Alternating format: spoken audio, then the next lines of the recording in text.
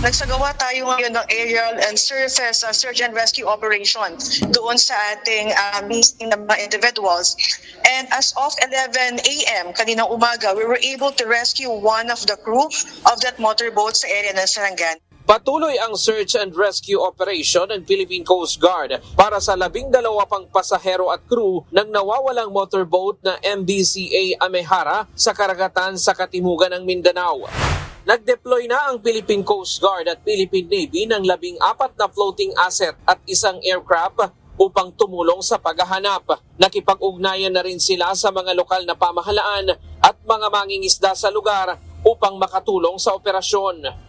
Umalis sa Santa Ana Wharf sa Davao City ang motorboat noong January 17 upang magsagawa ng recreational fishing at patungo sana ito sa Governor Generoso sa Davao Oriental na inaasahang dadaong ito kahapon pero hindi na nakarating.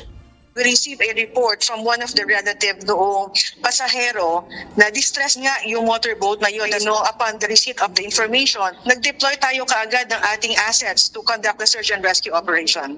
Wala pang ulat kung ano na ang nangyari sa motorbangka pero sabi ng PCG maalon sa lugar dahil sa epekto ng amihan.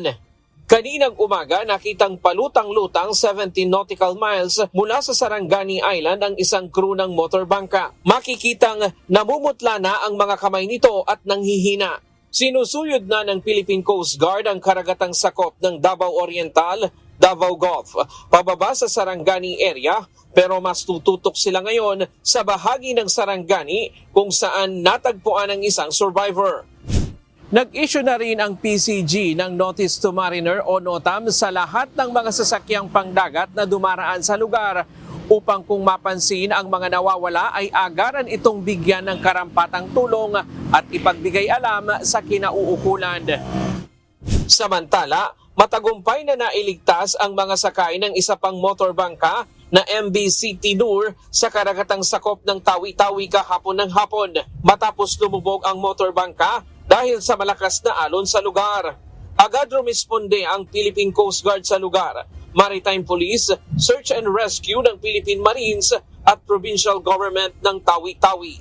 Ryan Lacanlale, UNTV News and Rescue. Diyos ang aming sandigan, serbisyo publiko ang aming pinahahalagahan.